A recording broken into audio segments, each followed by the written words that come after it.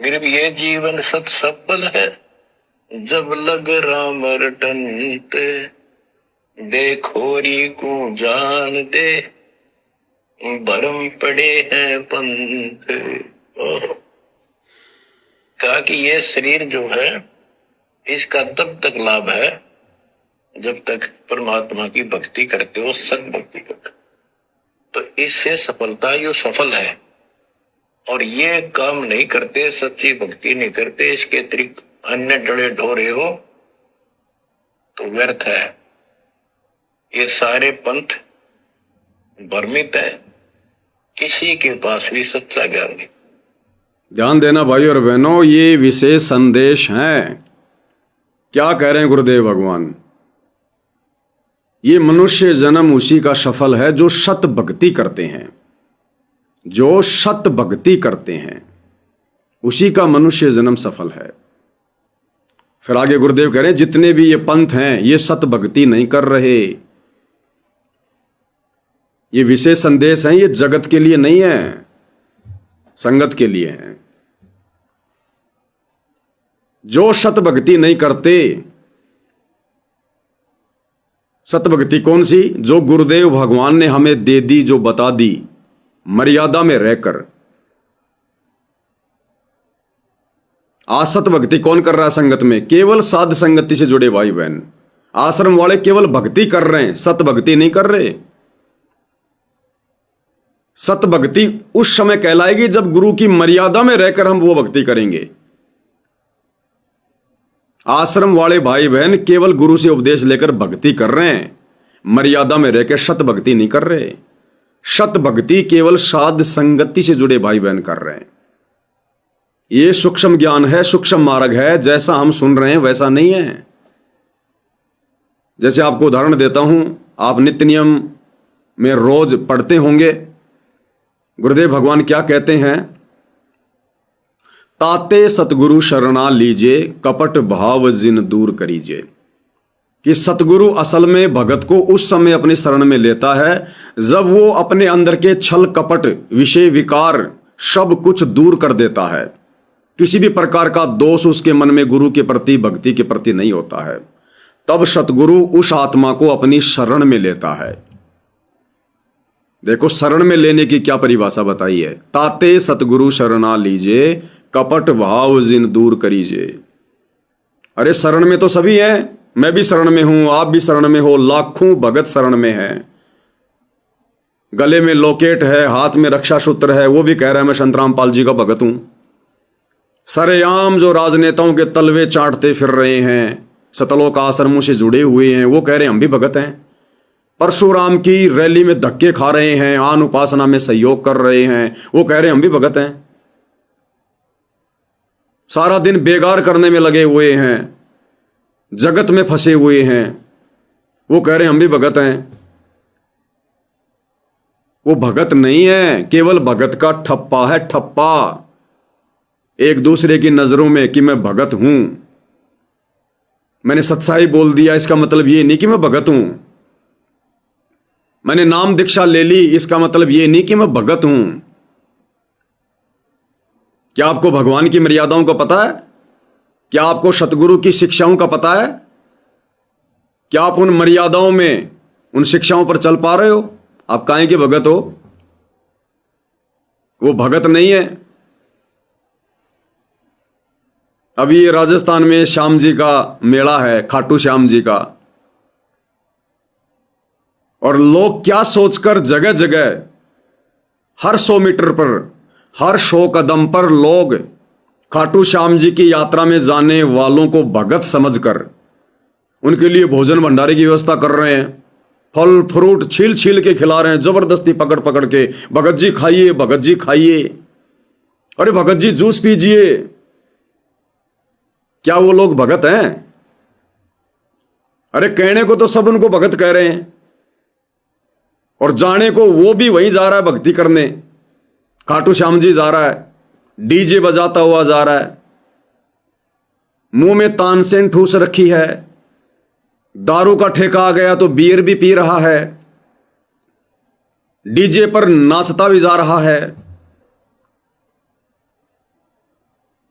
विषय विकारी आदमी भी जा रहा है, मन में गंदी धारणा लेकर भी आदमी जा रहा है,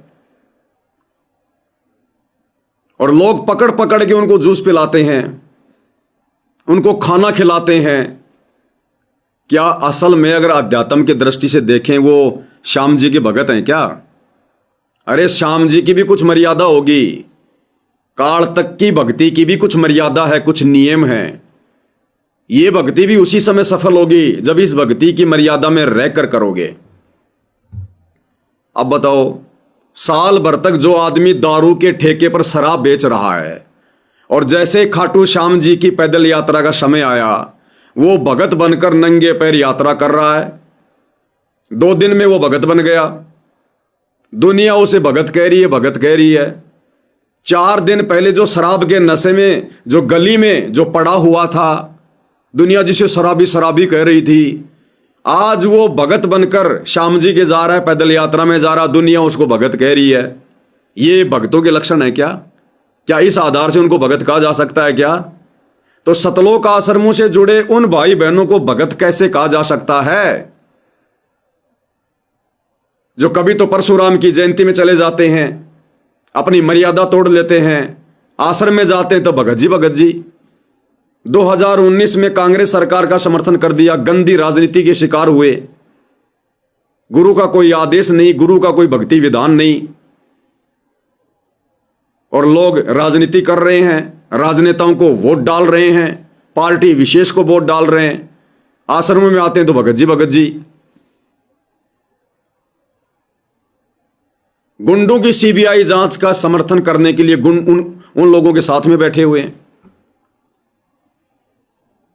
राजपूत करनी जैसे संगठन को 5-5 लाख रुपए दान में दे रहे हैं, चंदे के रूप में दे रहे हैं, आश्रम में आते हैं तो भगत जी भगत जी। मर्यादा सारी तोड़ चुका है। तुम काहे के भगत हो भाई? अरे तुम्हारे अंदर और जगत वालों में क्या अंतर है? बड़े बड़े सार नामधारी लोग मुझ पवन दास को घर में घुसकर डंडू से मारते हैं, लट्ठों से मारते हैं, लाल कर देते हैं। तारीखों पर जाता हूं, जानवरों की तरह मारते हैं। गाली 24 घंटे उन बड़े बड़े परम भक्तों की जुबान पर शारदा की तरह विराजमान रहती है। आश्रमों में जाते हैं तो भगत जी भगत जी, भगत जी भगत जी। सार नाम लिए हुए लोग बीड़ियां पी रहे हैं, आश्रम में जाते हैं तो भगत जी भगत जी। घर में आपस में लड़ाई झगड़ा करते हैं, मार पिटाई करते हैं, छोटी छोटी बातों को लेकर आपस में भगत होकर सारनामी लड़ रहे हैं, आश्रम में जाते हैं तो भगत जी भगत जी, बहन जी बहन जी। अरे वर्तमान समय में जो लोग शतलोक आश्रमों से जुड़े हैं, अपने आप को भगत कहते हैं, उनमें और खाटू श्याम की यात्रा में जाने वाले भक्तों में कोई अंतर नहीं है। इसलिए गुरुदेव कहते हैं, ताते सतगुरु शरणा लीजे, कपट भाव जिन दूर करीजे। सतगुरु कहते हैं, मैं उस समय उस आत्मा को अपनी शरण में लूंगा, खाली नाम दीक्षा लेने से नहीं लूंगा शरण में। गले में लॉकेट डाल लिया, उस आधार से मैं शरण में नहीं लूंगा। हाथ में रक्षा सूत्र बांध लिया, इस दिखावे से मैं भगत को अपनी शरण में नहीं लेता। ताते सतगुरु शरणा लीजे, उस समय सतगुरु अपनी शरण में लेता है। कपट भाव जिन दूर करीजे, तुम्हारे मन में तो छल कपट भरा हुआ है। अरे गुरु की गैर हाजिरी में तुम राजनीति कर रहे हो, राजनीतिक रैलियों में जा रहे हो, मुख्यमंत्री की रैलियों में जा रहे हो भगत होकर, प्रधानमंत्री की रैली में जा रहे हो, पार्टी विशेष को तुम वोट डाल रहे हो। क्या तुम्हारे गुरु ने कभी इस प्रकार का आदेश दिया किसी पुस्तक में, किसी सत्संग में, अपने लीलामय जीवन में कभी भी? तो तुम तो वो कर रहे हो जो गुरु का आदेश नहीं है। तो तुम तो गुरु के साथ में छल कपट कर रहे हो, तुम तो धोखा कर रहे हो, तुम्हारे मन में तो दगा है। तुम इस बात का विश्वास ही नहीं है कि मेरा गुरु राजनीति करता है कि नहीं करता, मेरे गुरु के क्या नियम हैं। तो तुम शरण में कहां हो? तुम्हारे अंदर तो छल कपट भरा हुआ है, तुम्हारे मन में दोष है। अभी तुम गुरु को समझ ही नहीं पा रहे, अभी गुरु के ज्ञान को आधार बना नहीं पा रहे। अभी तो ताते सतगुरु शरणा लीजे, कपट भाव जिन दूर करीजिए। तुम तो गुरु के साथ में कपट कर रहे हो। तो सतलोक आश्रमों से जुड़े भक्तों में और बाबा श्याम जी के भक्तों में कोई विशेष अंतर आपको देखने को नहीं मिलेगा। बस इतना सा अंतर है, बाबा श्याम जी के भगत, हारे का सहारा बाबा श्याम हमारा, बोले लख दातार की जय। आश्रम वाले जय बंदी छोड़ की, बोलो बंदी छोड़ सतगुरु रामपाल जी भगवान की जय। बस इतना ही है, इससे ज्यादा कोई किसी भी प्रकार का अंतर नहीं है। अरे श्याम जी के जाने वाले डीजे पर नाचते हुए जा रहे हैं, आनंद लेते जा रहे हैं। तुम लोग संत रामपाल जी के मान सम्मान के समारोह में लड़कियों का डांस देखकर आनंद ले रहे हो। बाबा श्याम वाले डीजे पर गाने सुनते जा रहे हैं, भजन सुनते जा रहे हैं। तुम लोग बाबा रामपाल जी के मान सम्मान के कार्यक्रम में रागनियां सुन रहे हो, भजन सुन रहे हो, लड़कियां नाच रही हैं, लड़के नाच रहे हैं। क्या अंतर है भाई? कोई अंतर नहीं है किसी भी प्रकार का। वो बाबा श्याम वाले भी धोखा कर रहे हैं, अपने साथ धोखा कर रहे हैं, मनुष्य जीवन को बर्बाद कर रहे हैं। और इधर बाबा रामपाल जी के भगत भी मर्यादा तोड़कर सतलोक आश्रम वालों की कुसंगति का शिकार होकर खुद के साथ में धोखा कर रहे हैं, गुरु के साथ में कपट कर रहे हैं। तो भाई ये वाणी जो नित्य नियम में है ना, ये कोई सामान्य वाणियां नहीं है। ये आदरणीय गरीबदास जी के सदग्रंथ साहिब में 24,000 वाणियां हैं, 24,000। कबीर सागर 1800 पेज का है। इन दोनों ग्रंथों में से निकाल के वाणियां सतगुरु रामपाल जी ने हमें एक नित्य नियम पुस्तिका बना के दी है। चंद वाणियां, ये सामान्य वाणियां नहीं है। एक एक वाणी का गूढ़ अर्थ है, गूढ़ रहस्य है। परमात्मा इस पवन दास से नित्य नियम के ऊपर, संध्या आरती के ऊपर, दोपहर की आरती के ऊपर पूरी वीडियो बनवा चुके हैं।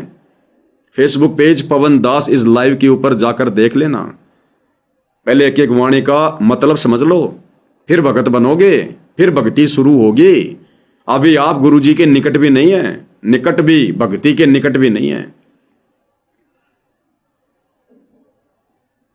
तो भाई और बहनों, क्या कह रहे हैं पूज्य गुरुदेव भगवान कि ये मनुष्य जन्म प्राप्त करके जिसने सत भक्ति नहीं की वो अपना जीवन बर्बाद कर रहा है। तो आश्रम से जुड़े भाई बहन बकवाद करके, मर्यादा तोड़ के केवल भक्ति कर रहे हैं, सत भक्ति नहीं कर रहे। भक्ति तो दुनिया ही कर रही है। तो इस समय सत भक्ति केवल साध संगति से जुड़े सत्सेवक भाई बहन कर रहे हैं। क्या कह रहे हैं गुरुदेव, ध्यान से सुनिए। सफलता यो सफल है, और ये काम नहीं करते, सच्ची भक्ति नहीं करते, इसके अतिरिक्त अन्य डले ढोरे हो तो व्यर्थ है। ये सारे पंथ भ्रमित है। सारे पंथ भ्रमित हैं। पंथ का मतलब ये जितने भी सतलोक आश्रम खोल के बैठे हैं ना, ये सारे के सारे भ्रमित हैं। ये परम भगत, आश्रम संचालक, उन आश्रमों में आने जाने वाली संगत, सब भ्रमित हैं सारे के सारे। यहां गुरु संकेत कहां कर रहा है? ये विशेष संदेश है। जैसा आपको पहले बताया था कि बंदी छोड़ गरीबदास जी कथा क्या सुना रहे हैं और उस कथा के माध्यम से समझाना क्या चाहते हैं। तो गुरुदेव भगवान इस विशेष संदेशों में क्या संकेत कर रहे हैं? उन पंथों का उदाहरण देकर, उन संतों का उदाहरण देकर। तो वही सारा का सारा उल्टा काम काल प्रेरणा से इन सतलोक आश्रम वालों ने शुरू कर दिया है। सफलता यो सफल है, और ये काम नहीं करते, सच्ची भक्ति नहीं करते, इसके अतिरिक्त अन्य डले ढोरे हो तो व्यर्थ है। अब ये डले तो ढोरे हैं, फालतू में भक्ति विधान के विरुद्ध चलकर दुनिया के मकान बनाए जा रहे हैं और संगत को भेज दिया जाता है सैकड़ों की संख्या में वहां पर तगारियां ढोने के लिए, ईंट ढोने के लिए, पत्थर ढोने के लिए, मिट्टी ढोने के लिए, नींव खोदने के लिए। ये डले तो ढो रहे हो। ये समय भक्ति करने का है। गुरु तुम्हारे से बेगार करवा के प्रश्न होगा क्या? सतलोक से चलकर ये कबीर साहब, सतगुरु रामपाल जी तुम्हारे से बेगार करवाने के लिए आए हैं क्या यहां पर? ये भगवान तो भक्ति करवाने आता है, बेगार तो काल करवाता है, काल मंद बुद्धियों से जो गुरु के ज्ञान को आधार नहीं बनाते। ये परमात्मा भक्ति करवाता है। तो डले ढो रहे हो, डले। आज ये बातें थोड़ी सी कड़वी लगेंगी, थोड़े दिन रुक जाओ। तुमने जैसी भक्ति करी है, जैसा तुमने बीज बोया है, जब उसका फल सामने आएगा तब तुम्हें ये साथ संगति के वीडियो अच्छे लगेंगे। तब तुम विचार करोगे कि हमें क्या समझाया जा रहा था, क्या बताया जा रहा था, और हम क्या नादानियां कर रहे थे, हम किस गलतफहमी में जी रहे थे। लेकिन उस समय फिर बनेगा कुछ नहीं, क्योंकि वो समय व्यतीत हो चुका होगा, परीक्षा का समय बंद हो चुका होगा, मोक्ष के दरवाजे बंद हो चुके होंगे। फिर तुमने जैसी भक्ति की है, जैसी मर्यादा निभाई है, जैसा दान धर्म किया है, तो परमात्मा तो किसी का रखता नहीं है। साई भकना राक्षसी जब मांगो तब दे। परमात्मा 2 4 5 10 मनुष्य जन्म दे देगा लगातार, बड़े बड़े सेठों के घर में दे देगा, खा खर्च के अपनी कमाई, फिर काल के हत्थे चढ़ जाओगे, फिर काल देव पद दे देगा, ब्रह्मा विष्णु महेश बना देगा, ऊपर और कोई ऋषि साधु संत महात्मा बना देगा, मच्छंद्र नाथ जैसा। फिर अपनी बैटरी को डिस्चार्ज करते रहना, फिर कभी सूत बैठ जाए, कभी किसी युग में, फिर आ जाना इस मार्ग में। और बात उस समय भी साध संगति से जुड़कर सत भक्ति करने से ही बनेगी। लोगों के मकान बनवाकर बेगार करने से उस युग में भी बात नहीं बनेगी। सेम प्रोसीजर है। यही कलयुग की पिछली पीढ़ी होगी, यही हरियाणा होगा, यही सतगुरु रामपाल जी होंगे, यही इनकी मर्यादा होगी, और दूसरी तरफ सत्संगति होगी। फिर आपके भाग्य पर, आपके संस्कार पर ऐसे ही एक बरवाला कांड होगा, गुरुजी जेल में होंगे, बाहर हमारी परीक्षा होगी। फिर आपके भाग्य के ऊपर है कि आपको साध संगति मिले या आपको आश्रम वालों की कुसंगति मिले। अगर उस युग में भी आपको कुसंगति मिल गई तो फिर से काल की बेगार करोगे, फिर से एक लंबा चक्कर काटोगे। और यह प्रोसीजर अनेकों बार हो चुकी है। तो जो समझदार होंगे वो अब की बार इस लफड़े में पाँव नहीं देंगे, वो अपने गुरु को प्रसन्न करेंगे, गुरु के परिवार को प्रसन्न नहीं करेंगे। ये मकान बना बना के दुनिया को प्रसन्न नहीं करेंगे। दुनिया को प्रसन्न करोगे, यही गधे कुत्ते सुअर बनोगे, काल व्यवस्था में सड़ोगे। और अपने गुरु को प्रसन्न करोगे तो भैया गुरु धाम मिलेगा, शतलोक मिलेगा। तो गुरुदेव कह रहे हैं डले ढोरे हो डले, सत भक्ति करोगे तो मानव जीवन सफल होगा। इसका तब तक लाभ है जब तक परमात्मा की भक्ति करते हो, सत भक्ति करते हो, तो इससे सफलता यो सफल है। और ये काम नहीं करते, सच्ची भक्ति नहीं करते, इसके अतिरिक्त अन्य डले ढोरे हो तो व्यर्थ है। ये सारे पंथ भ्रमित है, आश्रम किसी के पास भी सच्चा ज्ञान नहीं।